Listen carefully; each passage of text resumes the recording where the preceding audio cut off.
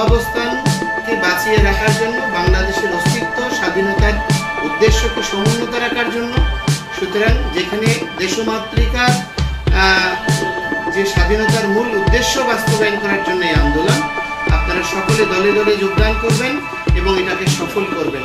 কারণ আমাদের দাবিতে এবং বাংলাদেশের ইতিহাসে বোধহয় প্রথম হয়েছে যেখানে পূজাযোগ্য হিন্দু বৌদ্ধ সহ যত সংগঠন আছে বাংলাদেশের সকল সংগঠনের একই দাবি ৮ দফা, যেটা বাংলাদেশের এর আগে মানে সংগঠন যাই থাক, নেতৃত্ব যাই থাক, কোনো বিষয় না, যে দাবি সবার এক। বাংলাদেশ সম্মিলিত সংখ্যালঘু জোটের প্রতিনিধি নির্মল বিশ্বাস আপনাদের দৃষ্টি আকর্ষণ করছি। আজ আমরা মিলিত হয়েছি এখানে বিশেষ কিছু সিদ্ধান্ত নেওয়ার জন্য।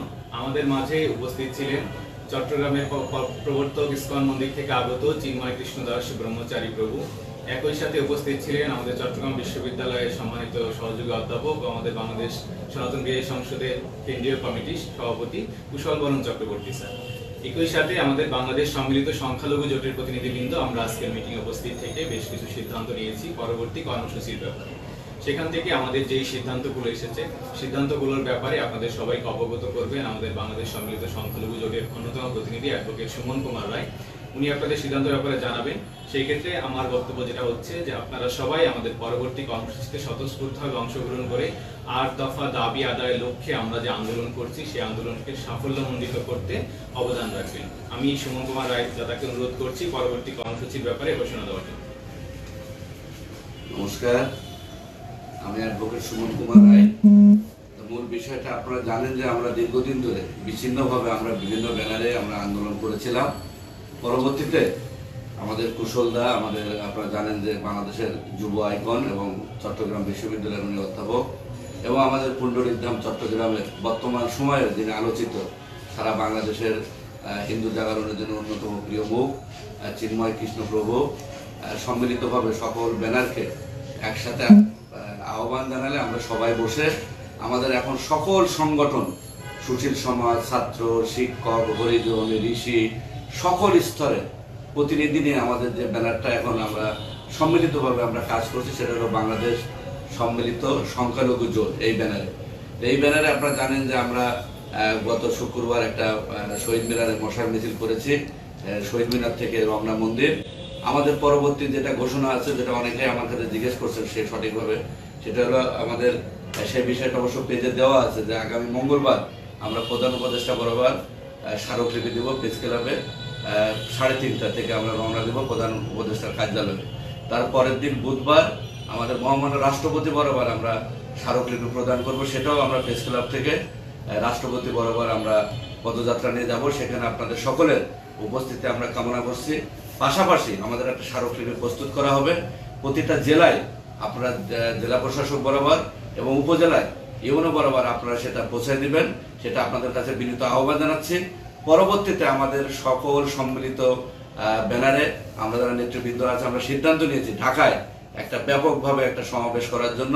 তো সেই বিষয়ে আমাদের আজকে যে মিটিং হয়েছিল সকলে মিলে জগন্নাথ হলে, সেখানে উপস্থিত আছেন আমাদের সকলের প্রিয় আমাদের কুশলদা, তিনি এই ব্যাপারে তার আহ্বান রাখবেন। পাশাপাশি আমাদের সকলের প্রভু, আমাদের সকলের প্রিয় চিন্ময় কৃষ্ণদাস ব্রহ্মচারী তিনি ঘোষণা দিবেন। তো এখন আহ্বান করার জন্য প্রোগ্রাম কিভাবে সফল করা যায় সেই বিষয়ে আমাদের সকলের প্রিয় কুশলদা এই বিষয়ে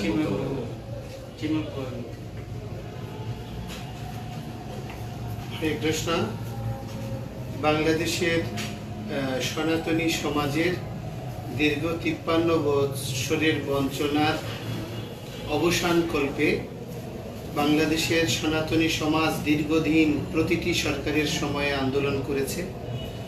তো বাংলাদেশে ছাত্র জনতার নবজাগরণ ঘটেছে। বাংলাদেশে একটা নতুন মৌলিক অধিকার নিয়ে বাঁচার প্রত্যয়ে ছাত্রদের যে অভ্যুত্থান হয়েছে, তো সমস্ত জনগোষ্ঠীর সঙ্গে সনাতনীরাও প্রত্যাশা করে যে আমরা আমাদের অধিকার নিয়ে বাঁচব এবং একজন গর্বিত বাংলাদেশীর পরিচয় প্রদান করে আমরা এগিয়ে যাব। যার ফলশ্রুতিতে সনাতনী সমাজ দীর্ঘদিন ধরে বিভিন্ন ব্যানারে আন্দোলন করছে, বিভিন্ন বক্তব্য উপস্থাপন করছে। এখন সনাতনী সমাজের প্রতিটি সংগঠন, প্রতিটি পর্যায় থেকে আমরা ঐক্যবদ্ধভাবে 8টি মৌলিক দাবি উপস্থাপন করেছি, যে দাবিসমূহ বেঁচে থাকার জন্য সনাতনীদের জীবনাঙ্গ রূপে গৃহীত হয়েছে।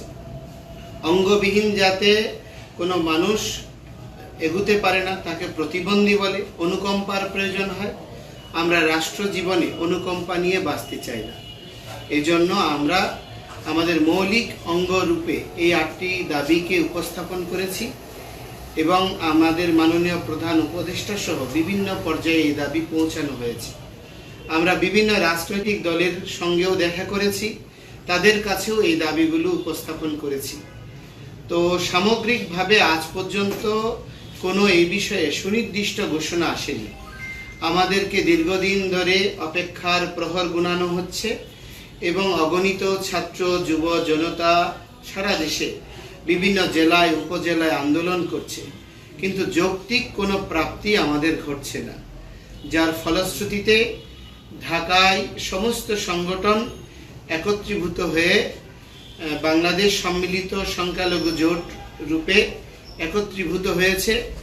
এই একত্রীভূত সংগঠন আগামী 4 অক্টোবর শুক্রবার বিকাল 3 ঘটিকায় বাংলাদেশের ভাষা, শিক্ষা, সংস্কৃতি, প্রগতির পাদপীঠ কেন্দ্রীয় শহীদ মিনারে সমাবেশের ঘোষণা করছে। আমরা আপনাদের সকলকে অনুরোধ করব, এই সমাবেশে সাধু, সন্ত, মঠ, মিশন, যত গৃহী, নর নারী, ছাত্র, যুবক এবং সমস্ত পেশাজীবী, বুদ্ধিজীবী যারাই আছেন, বাংলাদেশের বৈচিত্র্যপূর্ণ গণতান্ত্রিক ব্যবস্থাপনা এই দেশের কৃষ্টিকে বাঁচিয়ে রাখার অন্যতম সোপান।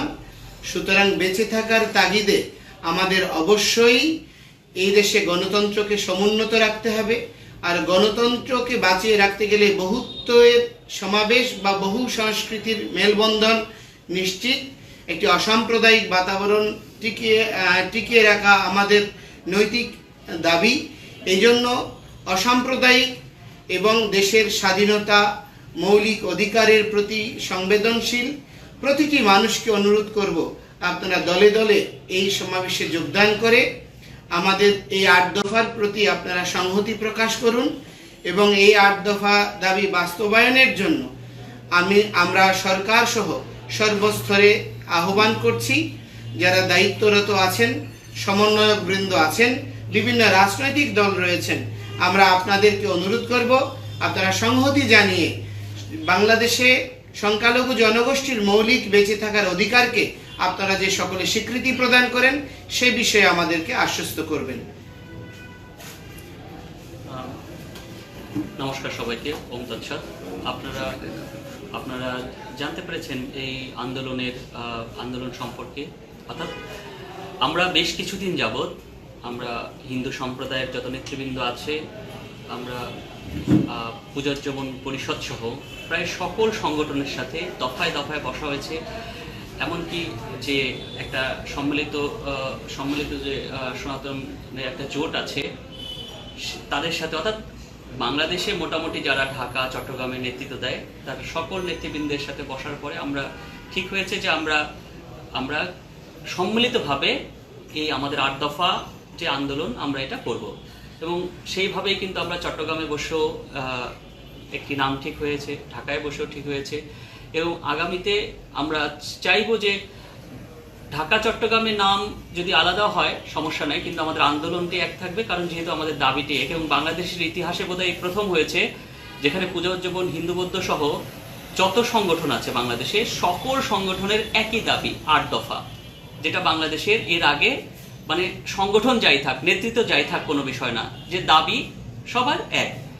তো সেই এক দাবি কি এই 8 দফা বাস্তবায়ন, এবং আমরা আশা করি যে আমরা এখানে ভূমি সন্তান এবং আমরা চেষ্টা করব যে সেটার জন্য বাস্তবায়নের জন্য আমাদের সেই আন্দোলন সংগ্রাম এবং যে কি হবে, সুমন বিস্তারিতভাবে সুমন বলেছেন যে পর্যায়ক্রমে যে কি আন্দোলন হবে, কর্মসূচিগুলো সুমন বলেছেন।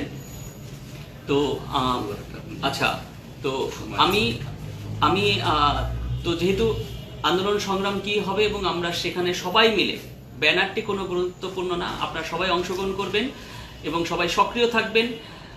এখানে প্রচুর পরিমাণে সাইবার বুলিং করা হচ্ছে। আপনারা দেখছেন যে যারাই আন্দোলনে যুক্ত হচ্ছে তাদের নামে বিভিন্ন রকমের অপপ্রচার করা হচ্ছে।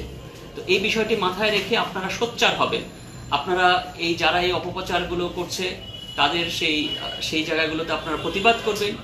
অন্য কোনো ধর্মকে কোনো কটূক্তি না করে আপনারা সুন্দরভাবে যৌক্তিকভাবে সেখানে কমেন্ট করে তাদের বুঝিয়ে দেবেন যে তারা এই কাজটি ঠিক করছে না। এমনকি অর্থাৎ এই বিষয়গুলোকে আপনারা একটা সক্রিয়তা প্রয়োজন।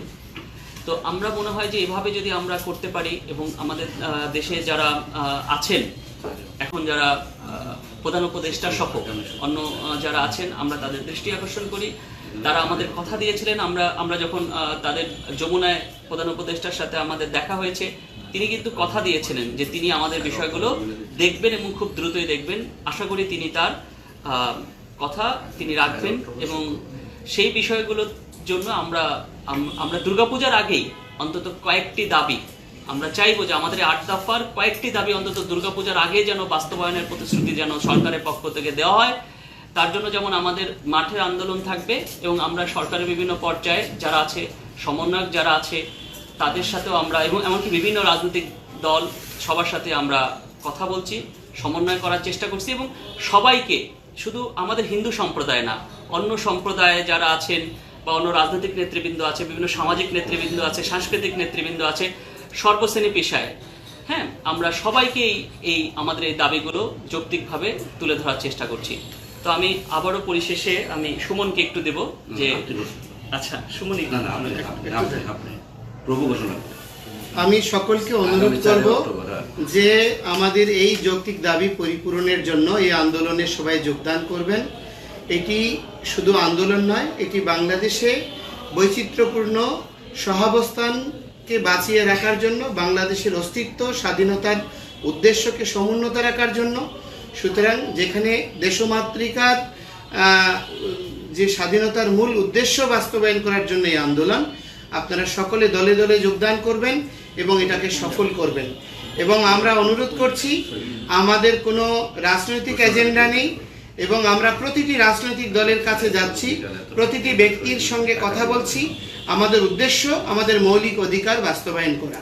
তো সেজন্য 4 অক্টোবর শুক্রবার বিকাল 3 ঘটিকায় কেন্দ্রীয় শহীদ মিনারে আপনারা সকলে দলে দলে যোগদান করে আপনারা আপনাদের সমস্ত শহীদদেরকে সহ নিয়ে এই আন্দোলনকে সার্থক করবেন, সফল করবেন, এই প্রার্থনা জানিয়ে আপনাদের সকলের কাছ থেকে বিদায় নিচ্ছি।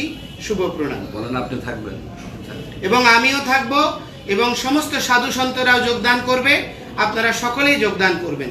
প্রতিটি মঠ, মিশন, সাধু সন্তরাও এক মহামিলনে পরিণত হবে। শুভ প্রণাম। ঠিক আছে, অনেক সুন্দর।